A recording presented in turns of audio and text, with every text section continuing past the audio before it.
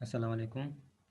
अच्छा, आज हम बात करेंगे इलेक्ट्रॉन माइक्रोस्कोप के बारे में। ठीक है, तो आज का हमारा जो टॉपिक है वो है इलेक्ट्रॉन माइक्रोस्कोप।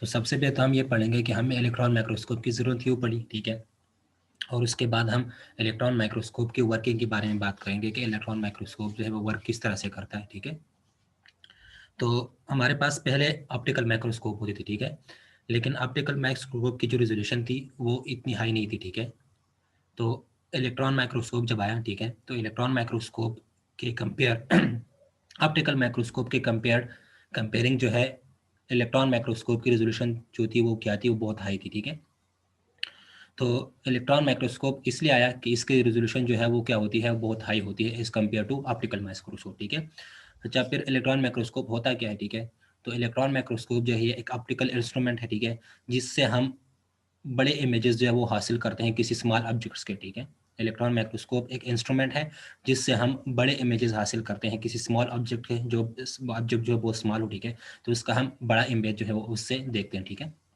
और अगर आपके पास एक बड़ी बॉडी भी हो लेकिन अगर आपने उसका स्मॉल पोर्शन देखना है, ठीक है, तो उसके लिए भी हम उस इलेक्ट्रॉन माइक्रोस्कोप को यूज़ करते हैं। ठीक है, तो इलेक्ट्रॉन माइक्रोस्कोप जो है क्या होता है, ये इंस्ट्रूमेंट होता है। ठीक है, जिससे हम बड़े इमेजेस जो हासिल करते हैं किसी स्मॉल ऑब्जेक्ट्स के। ठीक है, और अगर आपके पास बड़ा ऑब्जेक्ट हो और उसका आपने एक स्मॉल पोर्शन देखना है, तो उसके लिए भी हम इलेक्ट्रॉन माइक्रोस्कोप को यूज़ करते हैं। ठीक है, तो इसमें क्या होती है, इसमें हम इलेक्ट्रॉन बीम को यूज़ करते हैं एज ए रेडिएशन। ठीक है, इलेक्ट्रॉन बीम को हम यूज़ करते हैं as radiation source for this technique. ठीक है, यहाँ पे आप देख लें, electron beam is use as a radiation source in this technique. Electron beam जो है ये इस टेक्निक में एज रेडिएशन जो है वो यूज़ होती है। ठीक है, अच्छा, electron microscopy is use when your greatest resolution is required. जब भी हमें हाई रेजोल्यूशन जो है वो रिक्वायर्ड होती है, अगर हम चाहते हैं कि हमें हाई रेजोल्यूशन मिले, ठीक है, तो उसके लिए हम किस चीज़ को यूज़ करते हैं, उसके लिए हम इलेक्ट्रॉन माइक्रोस्कोप को यूज़ करते हैं। ठीक है, अच्छा, फिर आपके बाद electron is a sub atomic entity that has mass and carrier charges. Electron जो है ये हमारे पास, आपको मैंने पहले भी कहा था कि इलेक्ट्रॉन जो है ये क्या होता है, ये एक सब एटॉमिक पार्टिकल्स होता है। ठीक है, जिस तरह प्रोटॉन्स न्यूट्रॉन्स, ठीक है, इस तरह से पार्टिकल ये भी होता है। ठीक है, तो इलेक्ट्रॉन क्या होता है, इलेक्ट्रॉन जो है हमारे पास एक सब एटॉमिक पार्टिकल है। ठीक है, जिसका मास भी होता है और जिसका चार्ज भी होता है। ठीक है, लेकिन सबसे पहले क्या हुआ कि हम पहले इलेक्ट्रॉन को क्या समझते थे, इलेक्ट्रॉन को हम एक सॉलिड स्फीयर समझते थे। ठीक है, जिसके पास नेगेटिव चार्ज होता था। ठीक है, लेकिन फिर क्या हुआ 1923 में जब डी ब्रॉय आया, ठीक है, तो उसने कहा कि नहीं, इलेक्ट्रॉन जो है वो वेव की तरह भी बिहेवियर करता है। ठीक है, और इसको प्रूव किया 1927 में। ठीक है, 1927 में ये बात एक्सपेरिमेंटली प्रूव हो गई कि इलेक्ट्रॉन जो है ये वेव की तरह भी एक्ट करता है। ठीक है, तो आपको मैंने क्या कहा है कि फॉर अ वाइल, मतलब बहुत टाइम तक इलेक्ट्रॉन को जो है वो क्या माना जा रहा था, एक सॉलिड स्फीयर माना जा रहा था। ठीक है, जो नेगेटिव चार्ज उसके पास होता है। ठीक है, जो नेगेटिव चार्ज को कैरी करता है और वो एक सॉलिड स्फीयर होता है। ठीक है, लेकिन 1923 में जब डी ब्रॉय आया, ठीक है, तो उसने कहा कि नहीं, इलेक्ट्रॉन जो है उसके साथ वेव पार्टिकल वेव वेव वो वेव की तरह भी एक्ट करता है। ठीक है, तो 1927 में ये बात एक्सपेरिमेंटली प्रूव भी हो गई कि इलेक्ट्रॉन जो है वो क्या करता है, वो वेव की तरह भी एक्ट करते हैं। ठीक है, तो इससे हमें ये बात साबित हुई कि इलेक्ट्रॉन जो है उसके पास ड्यूल नेचर होता है। ठीक है, आपको मैंने पहले भी इसके बारे में बहुत बताया। ठीक है, कि इलेक्ट्रॉन के पास ड्यूल नेचर होता है, ये पार्टिकल की तरह भी बिहेव करता है और ये वेव की तरह भी बिहेव करता है। ठीक है, तो 1927 के बाद ये बात प्रूव हो गई कि इलेक्ट्रॉन के पास ड्यूल नेचर होता है। ठीक है, तो इस ड्यूल नेचर की वजह से बहुत सारे एप्लीकेशन जो आए फिजिक्स में। ठीक है, और उनमें एक एप्लीकेशन जो था वो था इलेक्ट्रॉन माइक्रोस्कोप का। ठीक है, तो इस ड्यूल नेचर की वजह से हमें कुछ एप्लीकेशन इसकी मिली। ठीक है, इलेक्ट्रॉन माइक्रोस्कोप की इलेक्ट्रॉन की वजह से जब इलेक्ट्रॉन का ये पता चला कि इलेक्ट्रॉन जो है वो ड्यूल नेचर का है। ठीक है, वो पार्टिकल की तरह बिहेवियर करता है और वो वेव की तरह भी बिहेवियर करता है। ठीक है, तो इस चीज़ ने क्या किया, इस चीज़ ने बहुत सारे एप्लीकेशंस को जो है वो जन्म दी। ठीक है, और उन एप्लीकेशंस में एक एप्लीकेशन इलेक्ट्रॉन माइक्रोस्कोप भी था। ठीक है, तो इसकी वजह से इलेक्ट्रॉन माइक्रोस्कोप जो है वो डिस्कवर हुई। ठीक है, अच्छा, फिर यहाँ पे क्या है, the discovery that electron acts the wave mean the electron can now be use as a light source. जब इलेक्ट्रॉन के बारे में ये पता चला कि इलेक्ट्रॉन जो है ये वेव की तरह भी बिहेव करता है। ठीक है, तो इससे ये बात भी साबित हो गई, इससे ये बात पता चल गई कि इलेक्ट्रॉन को हम एक लाइट सोर्स भी यूज़ कर सकते हैं। ठीक है, टू प्रोड्यूस इमेजेस, क्या इससे इमेजेस को प्रोड्यूस कर ले। ठीक है, with maximum resolution about the size of the wavelength of the electron. ठीक है, तो इलेक्ट्रॉन के बारे में जब ये पता चला कि इलेक्ट्रॉन जो है ये वेव की तरह बिहेवियर करता है। ठीक है, तो इससे ये बात हमें पता चली, ठीक है, कि इलेक्ट्रॉन को हम लाइट सोर्स की तरह भी यूज़ कर सकते हैं, ठीक है, जो हमें मैक्सिमम रेजोल्यूशन देगी, जो हमें अच्छी इमेजेस देगी, ठीक है, about the size of the wavelength, ठीक है, कि आप किस वेवलेंथ की बात कर रहे हैं, ठीक है। तो वेवलेंथ ऑफ इलेक्ट्रॉन जो है वो कितनी होती है, 6 पिकोमीटर होती है, ठीक है। तो इलेक्ट्रॉन के बारे में जब ये पता चला कि ये ड्यूल नेचर का होता है, तो इसके सारे बहुत सारे एप्लीकेशंस आए, ठीक है। उन एप्लीकेशंस में एक एप्लीकेशन था इलेक्ट्रॉन माइक्रोस्कोप का, ठीक है।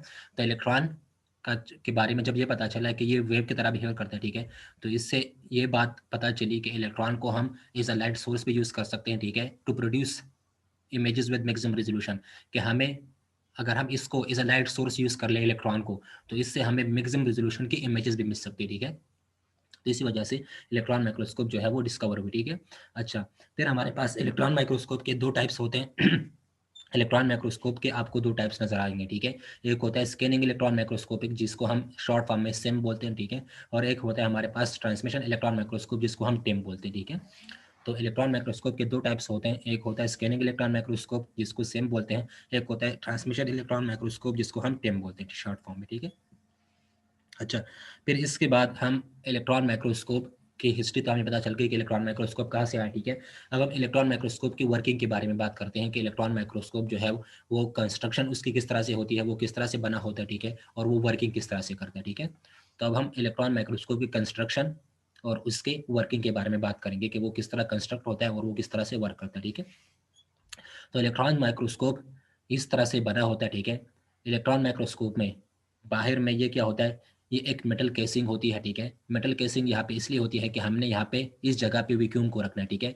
तो इसलिए हम चाहते हैं कि हमारे पास यहाँ पे जो रिजल्ट आ रहा हो, ठीक है, तो वो रिजल्ट मतलब उसकी एक्यूरेसी बहुत ज़्यादा हो, ठीक है। हमें जो रिजल्ट मिले वो एक्यूरेट रिजल्ट हो, ठीक है, हमें अच्छा रिजल्ट मिले, हमें अच्छी रेजोल्यूशन मिले, ठीक है।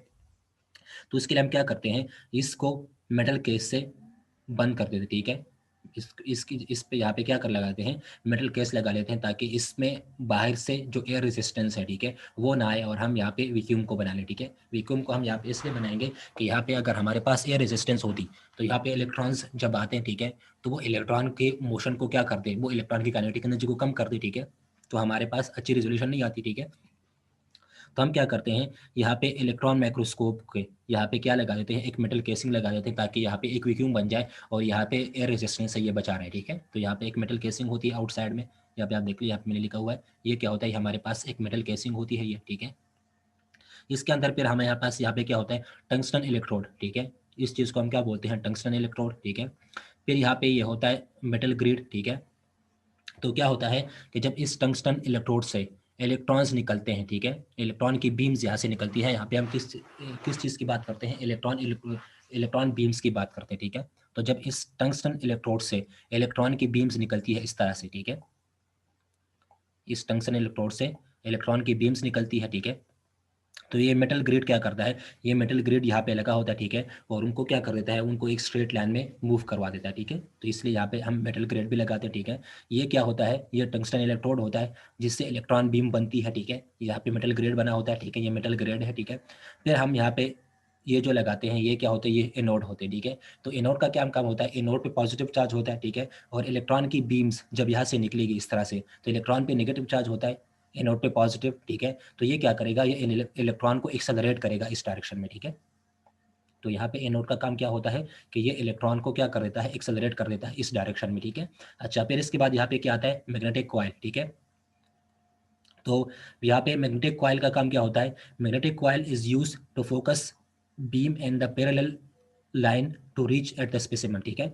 तो यहाँ पे हम मैग्नेटिक कॉइल को लगाते हैं, मैग्नेटिक कॉइल का काम क्या होता है कि यहाँ पे जो इलेक्ट्रॉन की बीम आ रही है, उनकी एक पैरेलल लाइन बना के, ठीक है, यहाँ पे आप देख लें, मैग्नेटिक कॉइल को यहाँ पे इसलिए लगाते हैं कि हमारे पास यहाँ पे जो इलेक्ट्रॉन की बीम आ रही है वो डिफरेंट डायरेक्शन में ना जाए, ठीक है, एक ही लाइन में यहाँ पे चले जाए।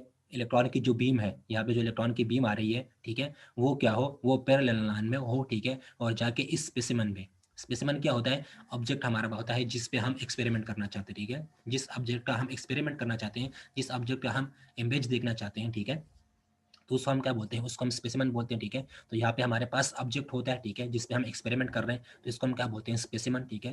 तो मैग्नेटिक कॉइल का काम क्या होता है, मैग्नेटिक कॉइल का ये काम होता है कि ये इलेक्ट्रॉन बीम्स को पैरेलल लाइन में मूव करवाता है, ठीक है, एक इनकी एक पैरेलल लाइन बना देता है, ठीक है, एक स्ट्रेट लाइन बना देती है, ठीक है, और ये जाके स्पेसिमेन पे क्या हो जाती है, फॉल हो जाती है, ठीक है। तो फिर क्या होता है, जब ये स्पेसिमेन में फॉल होती है तो इसके बाद हम यहाँ पे क्या लगाते हैं, ऑब्जेक्टिव लेंसेज, ठीक है।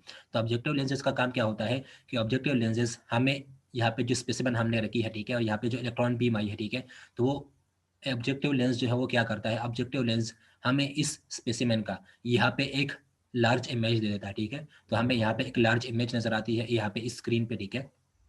फिर इसके बाद नीचे ऑब्जेक्टिव लेंस के नीचे भी एक प्रोजेक्टिंग कॉइल लगी होती है, ठीक है। तो अगर हमने इस स्पेसिमेन का लार्ज और भी लार्ज इमेज देखना है, ठीक है, यहाँ पे तो हमें इस स्पेसिमेन की लार्ज इमेज नजर आ जाती है, ठीक है, ऑब्जेक्टिव लेंस से, ठीक है। लेकिन अगर हमने इस ऑब्जेक्ट का या इस स्पेसिमेन का अगर हमने और भी लार्ज इमेज देखना है, ठीक है, इससे भी लार्ज इमेज देखना है, तो हम क्या करते हैं, हम यहाँ पे प्रोजेक्टिंग कॉइल को लगाते हैं, ठीक है। तो प्रोजेक्टिंग कॉइल का क्या काम होता है, प्रोजेक्टिंग कॉइल यहाँ पे हमें और भी लार्ज इमेज दे देता है, ठीक है, हाई इमेज हमें यहाँ पे दे देता है, ठीक है, हमें यहाँ पे हाई रेजोल्यूशन जो है वो मिल जाती है। तो हाई प्रोजेक्टिंग कॉइल का काम क्या होता है कि ये हमें और भी हाई रेजोल्यूशन देता है, ठीक है, मतलब ये इमेज को और भी बड़ा कर देता है, ठीक है। तो हम यहाँ से इमेज को और भी बड़ा देख सकते हैं प्रोजेक्टिंग कॉइल से, ठीक है। तो आपको मैं फिर बताता हूँ कि यहाँ पे क्या होता है, हमारे पास एक मेटल की केसिंग होती है ताकि हमारे पास यहाँ वैक्यूम बने और यहाँ पे एयर रेजिस्टेंस ना हो, ठीक है।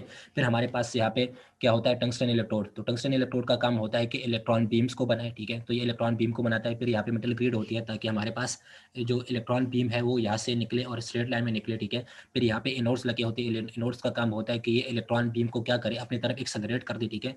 ये इलेक्ट्रॉन बीम को क्या कर दे, एक्सेलरेट कर दे, ठीक है। इनोड पे पॉजिटिव होता है, इलेक्ट्रॉन पे नेगेटिव होता है, तो ये क्या करेगा, ये इलेक्ट्रॉन को एक्सेलरेट करेगा, ठीक है। तो इनोड का काम यहाँ पे होता है इलेक्ट्रॉन को एक्सेलरेट करना, ठीक है। फिर हम यहाँ पे मैग्नेटिक कॉइल लगाते हैं। मैग्नेटिक कॉइल का काम होता है कि यहाँ पे जो हमारे पास इलेक्ट्रॉन बीम आ रही है उनको पैरेलल लाइन में लेके आए और उसको स्पेसिमेन पे जाके रीच करवा दे, स्पेसिमेन पे जाके फॉल करवा दे, ठीक है। उस तो यहाँ पे स्पेसिमेन बड़ा होता है, ठीक है। स्पेसिमेन के बाद यहाँ पे ऑब्जेक्टिव लेंस होते हैं, ठीक है। ऑब्जेक्टिव लेंस का काम क्या होता है कि वो हमें इस स्पेसिमेन का हाई इमेज देता है, अच्छी इमेज देता है, ठीक है, अच्छी हाई इमेजेस देता है, ठीक है।